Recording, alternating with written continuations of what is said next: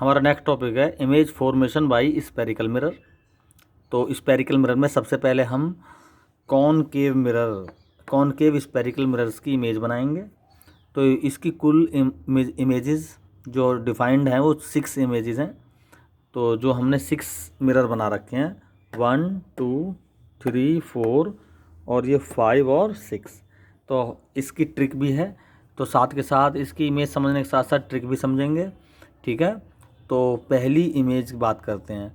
तो हम इसकी ट्रिक क्या है कि हम ऑब्जेक्ट को इनफाइनाइट से लाते हैं और पहले इनफाइनाइट पे बनाते हैं। देखो ये इनफाइनाइट है, कोई भी पॉइंट है, ये सबसे दूर जो होता है वो इनफाइनाइट होता है। ये इनफाइनाइट हो गया, ये सी हो गया, ये एफ हो गया और ये पोल हो गया, ठीक है। तो सबसे पहले हम ऑब्जेक्ट को यहाँ रखेंगे, दूसरी इमेज में हम इनफाइनाइट से थोड़ा सा आगे रखेंगे, तीसरी में सी पर रखेंगे, चौथी में सी से थोड़ा आगे, है ना, और पांचवी में एफ पर रखेंगे और छठी में रखेंगे एफ से आगे, ठीक है। तो ये कुल 7 इमेज हो जाएंगी। तो इसका एक ट्रिक ये है कि भाई जब इनफाइनाइट पर ऑब्जेक्ट होता है तो फोकल पर इमेज बनती है। कहाँ बनती है? फोकल पर इमेज। तो सबसे पहली कंडीशन में ऑब्जेक्ट इनफाइनाइट पर और इमेज फोकल पर। जैसे जैसे हम इनफाइनाइट से ऑब्जेक्ट को नज़दीक लाएंगे वैसे वैसे इमेज की हाइट बढ़ती चली जाएगी और इमेज की जो पोजीशन है वो इनफाइनाइट की तरफ को पुश होती चली जाएगी। यानी एक दो ट्रेन हो गई अब तो। ये एक तो है ऑब्जेक्ट ट्रेन जो ऐसे चलेगी और एक है इमेज ट्रेन जो इस तरह से पीछे को चलेगी। तो जैसे जैसे हम ऑब्जेक्ट यहाँ से यहाँ पे आएगा तो तुरंत इमेज यहाँ से यहाँ आ जाएगी, क्योंकि इनफाइनाइट में जब ऑब्जेक्ट है तो इमेज फोकल पे है। इनफाइनाइट से थोड़ा सा आगे ऑब्जेक्ट ले लाएंगे तो इमेज फोकल से थोड़ा सा आगे चली जाएगी। ये ऑब्जेक्ट थोड़ा सा जैसे जैसे आगे आएगा वैसे इमेज भी पीछे चली जाएगी। इमेज के साथ क्या केस है, इमेज जैसे जैसे पीछे जाएगी यानी ऑब्जेक्ट जैसे जैसे आगे आएगा तो इमेज की हाइट बढ़ती चली जाएगी, ठीक है।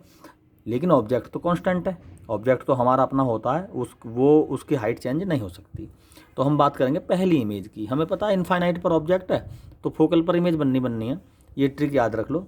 तो अब एक बात और इसमें ध्यान रखनी है कि भाई जब इनफाइनाइट पर ऑब्जेक्ट होता है तो इंसिडेंट रे आती हैं, वो पैरेलल आते हैं।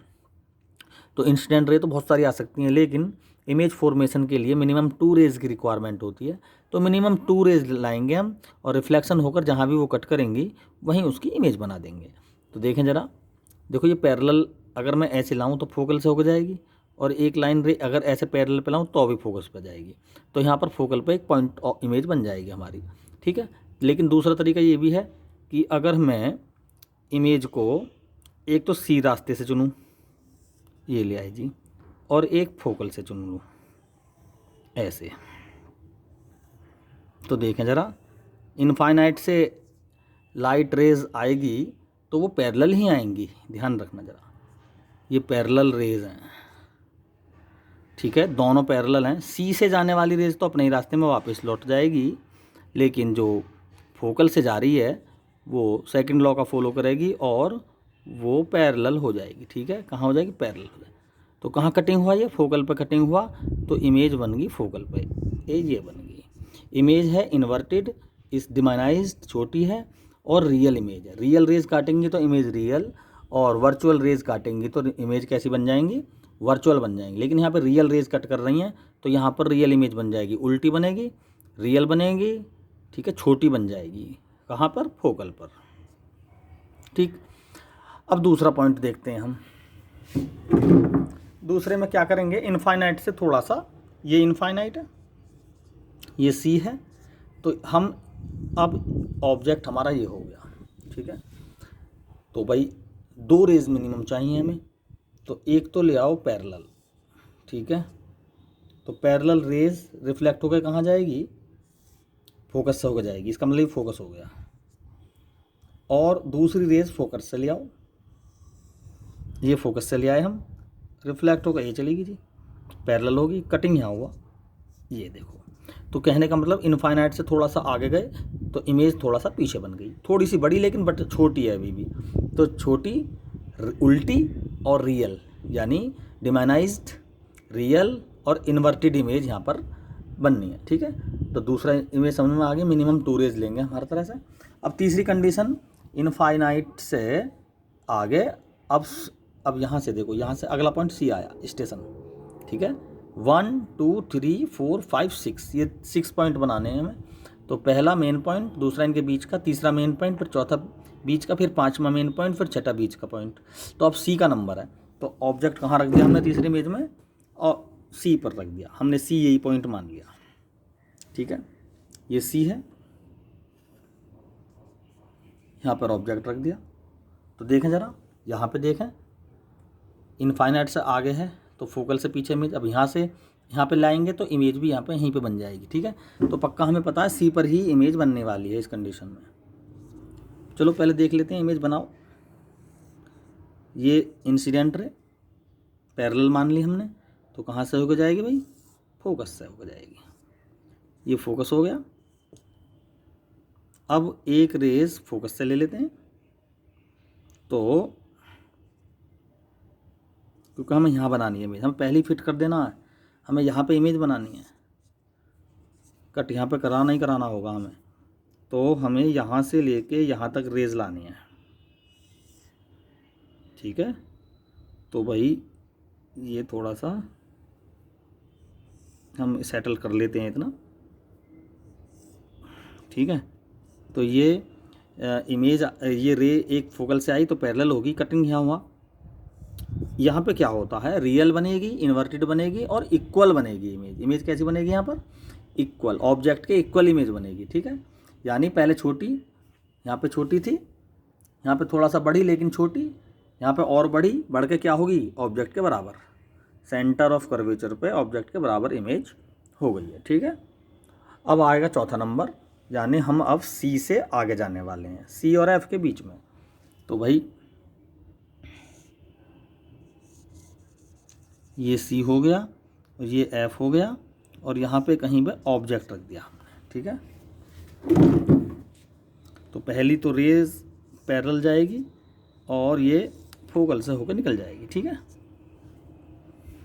दूसरा फोकल से जाएगी, या हाँ फोकल का ही रास्ता है, ये चलेगी यहाँ पर, और पैरेलल होने का मतलब, देखो ये जो रे है, ठीक है, अब देखते हैं,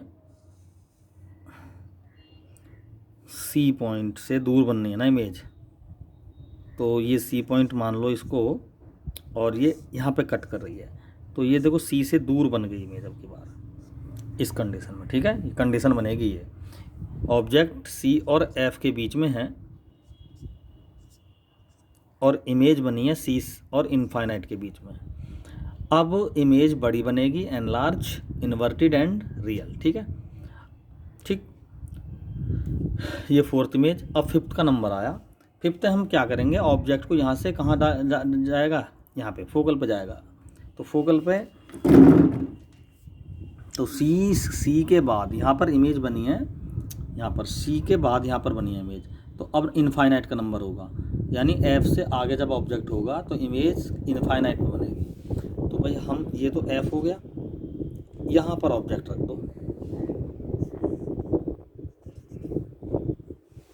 ठीक है, ये फोकल ये है, तो ये रिफ्लेक्टेड रे निकल के चलेगी। अब दूसरा रे कहाँ से लाएं, तो बहुत इजी रास्ता है, ये जो नॉर्मल है, ये जो प्रिंसिपल एक्सिस है, पी पॉइंट पोल है, ये प्रिंसिपल एक्सिस भी नॉर्मल का काम कर रही है, तो यहाँ पर इंसिडेंट रे ला सकते हैं हम, ये लिया है, ये इंसिडेंट एंगल बन गया, कोई बात नहीं, और ये बन गया भैया हमारा एंगल ऑफ रिफ्लेक्शन। तो ये रिफ्लेक्टेड रे और ये भी रिफ्लेक्टेड रे, दोनों पैरेलल हैं, कहाँ जा रही हैं, इनफाइनाइट पे। तो इस कंडीशन में कहाँ इमेज बनी, इनफाइनाइट पर इमेज बनी। लास्ट इमेज, अब ऑब्जेक्ट को हम, नहीं सॉरी, ये फोकल पे है भाई इमेज, इस पॉइंट को हम फोकल मानेंगे। ठीक है, ये पॉइंट, ये फोकल है, तो फोकल पर देखो हम जिस सीरीज में काम कर रहे हैं, तो ऑब्जेक्ट को हम फोकल पर रख रहे हैं ना, तो फोकल पे जब ऑब्जेक्ट है तो इमेज कहाँ बनी, इनफाइनाइट पे। अब लाएंगे हम फोकल से आगे। ठीक है, यहाँ पे ले आए हम ऑब्जेक्ट को। ठीक, अब यहाँ पर इमेज जो बनेगी इस केस में, इसमें कैसी बनेगी, रियल वर्चुअल बनेगी। ठीक है, क्योंकि इधर तो फैलाव हो गया, तो वो कट कर जाएगी पीछे, वर्चुअल रेज कट कर जाएंगी और ये एनलार्ज वर्चुअल और इरेक्ट इमेज बन जाएगी यहाँ पर। ठीक है, तो इस प्रकार कॉनकेव मिरर से 6 इमेज हमारी इस तरह से बन जाएंगी। अब नेक्स्ट वीडियो में बात करेंगे image formation by convex mirror.